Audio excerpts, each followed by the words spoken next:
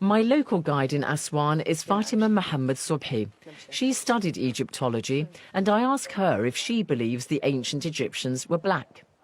I believe, yes, they were not white, but black because they always painted in dark red, not white at all. So this is a color which we have, different colors of black. Was it an African civilization? I believe, of course, the southern, the kings comes from the south. They were more similar, or looks like me and you. If you go more southern, you are more darker, so it's more African.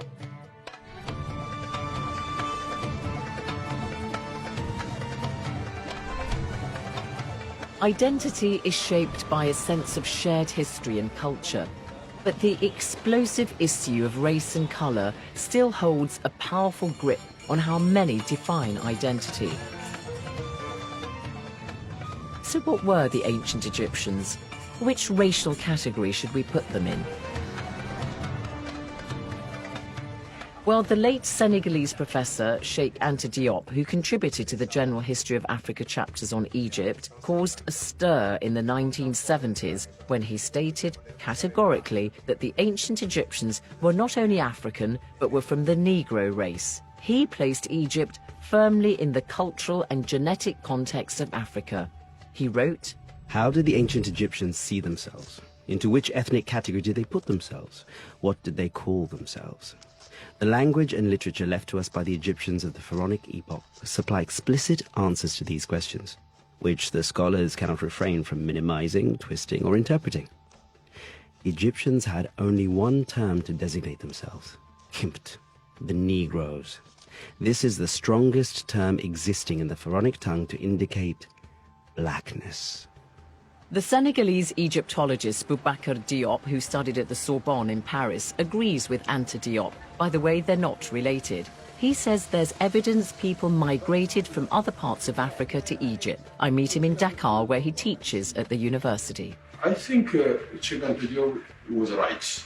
My thinking is that ancient Egyptians came from different parts of Africa.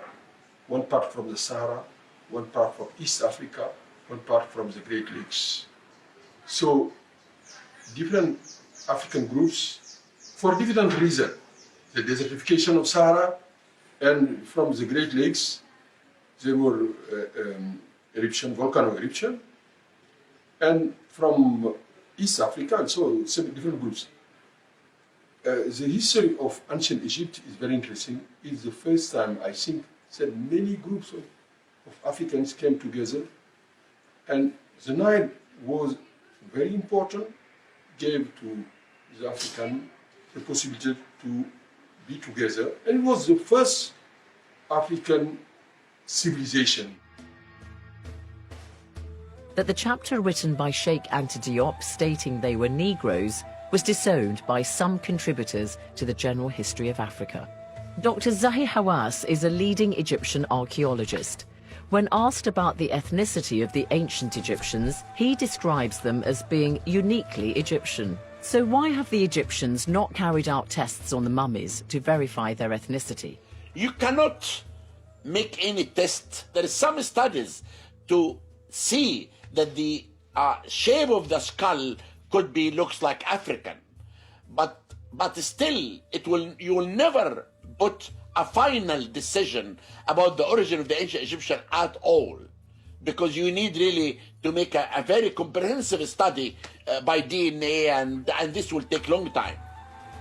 So how African the ancient Egyptians were still remains a matter of debate for some, even if UNESCO scholars now say the matter is settled and that the pharaohs and their people must be placed firmly within the Black African context.